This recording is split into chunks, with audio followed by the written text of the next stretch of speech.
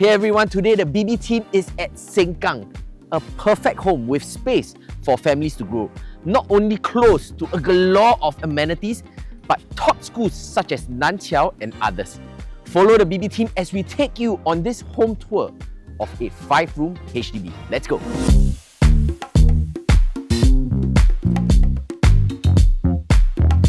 So let's start with some BB facts of this house. 316A Anchorvale Link is located in this cluster known as Anchorvale Gardens. This comprises of blocks 314 to 318 series. Our block here at 316A is the block in this cluster that's closest to Nan Chiau Primary.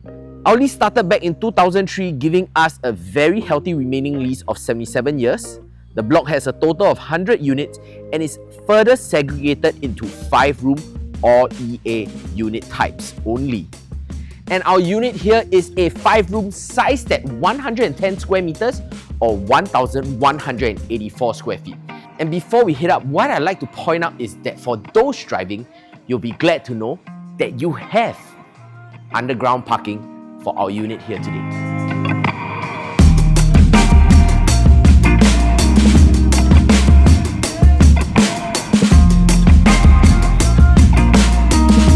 So next, let's move on to the floor plan analysis.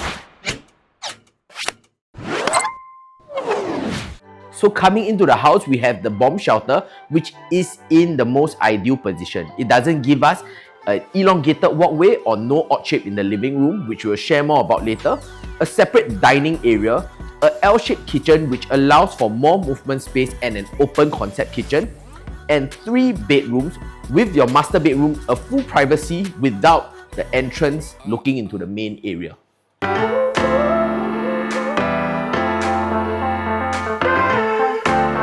Okay, so with the bomb shelter here, let me share more with you why it is the most ideal position. Because for newer flats nowadays, the bomb shelter are always stuck in the middle of the living room, which gives a very odd shape in the living room.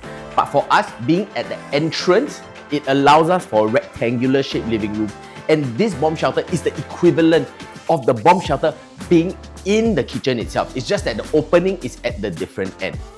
The other alternative position for your bomb shelter is usually within the walkway. But if I bring your attention over here, you can realize that our walkway, it is of a shorter area, so we don't have much wasted space within our walkway, giving us a triangular layout for our bedrooms so that we have a minimal wasted space that is just purely used for walkway.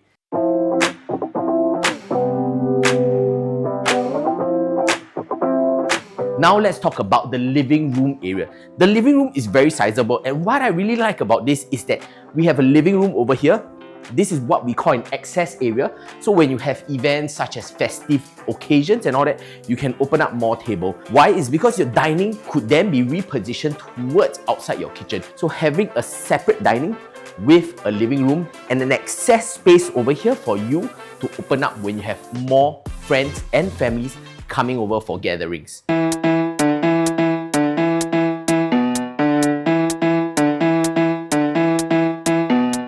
Now let's take a look at the BB location analysis.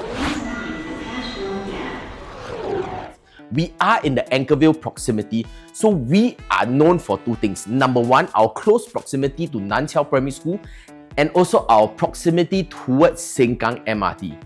Personally, after having lived in the Northeast line where you need to take LRTs, you'll realize that sometimes staying near an MRT is better than staying near an LRT. Why? It's because LRTs, during the peak hours, we have to miss multiple LRTs in order to board the LRT to get to the MRT station itself. Despite us being of a slightly further distance, about a 12 minutes walk towards Sengkang MRT, being in close proximity to Sengkang Central, where you can find Kopitiam Square, Campus 1, Sengkang MRT and Interchange, Senghealth Polyclinics, and recreation and sports are also conveniently located here. There are plenty of childcare options around the area as well, or alternatives like Seletar and Sengkang Grand Mall. For drivers, we are just a quick 3 minutes drive to TPE, which will bring you quickly to other parts of Singapore. Right across the block, Nan Chiau Primary is just across the street.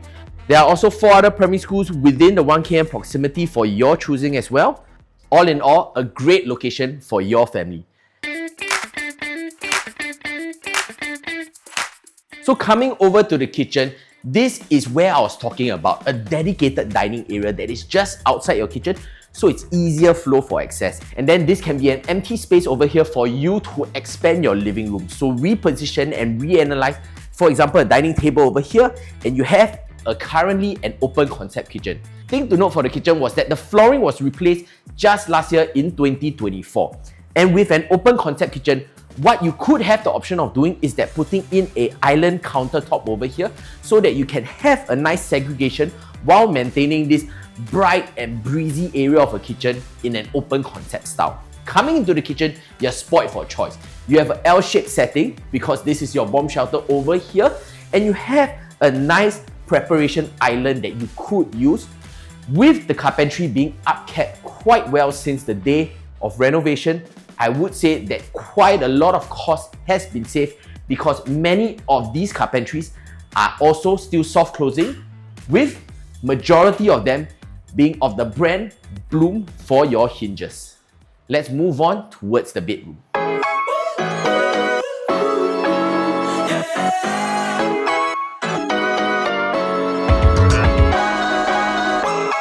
Coming to the first bedroom, what you like to know is that this will be the smallest bedroom of this entire unit.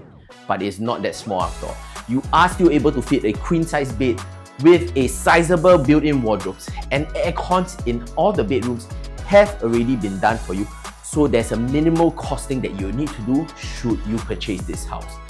If you like to turn this into a study, that could be an option where you hack away this wall and this wall, having it half height so it opens up the room for you to use as an office or a study.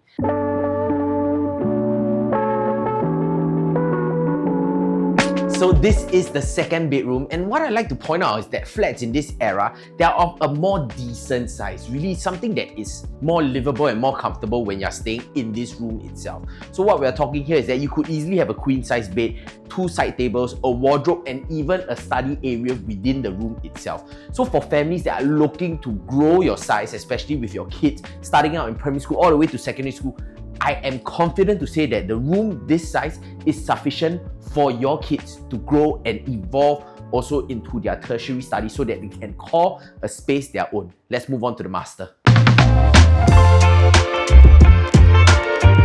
Okay, just outside the second bedroom, this is the common bathroom over here. And the bathroom floor tiles, just like the kitchen, was done back last year in 2024, saving you a substantial amount so you don't need to redo the bathroom, maybe except for your fittings only.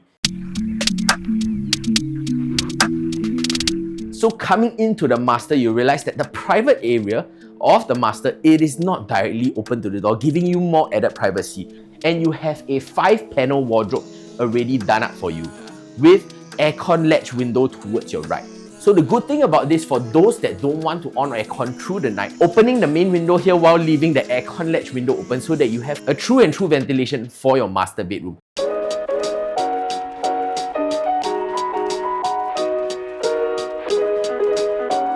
Let's take a look at the ensuite bathroom.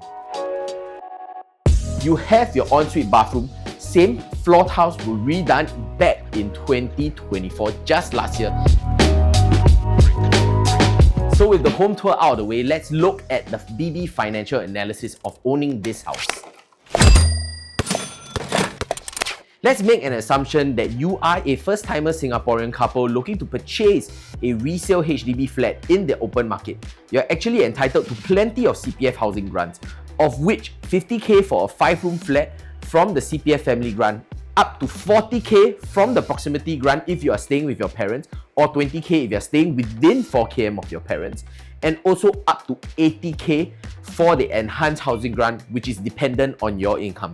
Let's take a look at a scenario where you and your wife are 30 years old, where you have an income of 4,000 per month each for both you and your partner. And assuming you have a combined CPF OA of 125,000, taking 20k from proximity grant for living near your parents, family grant of 50k for a resale 5-room flat, adding that onto your CPF current balance, that will come up to 195k.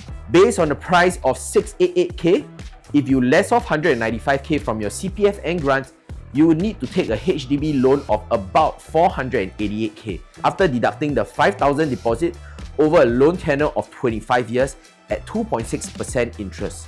Your monthly repayment will come up to $2,214, which both of your combined monthly CPF contribution will cover around $1,840 with a cash top-up of just $374 each month.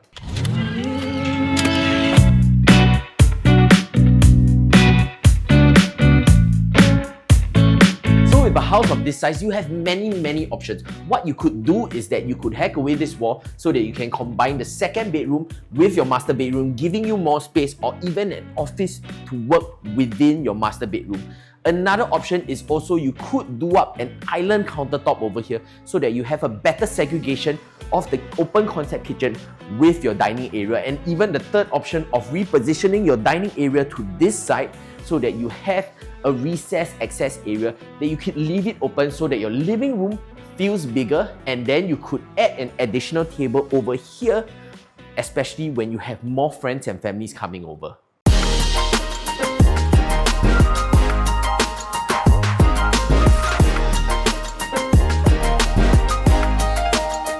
Thank you for staying with us to the end of this home tour. I hope that you have enjoyed it as much as I have enjoyed bringing you through this lovely home. And if this 5-room sized at 1,184 square feet, priced at 688,000 might be the home for you, do remember to contact our listing managers down here below for a viewing.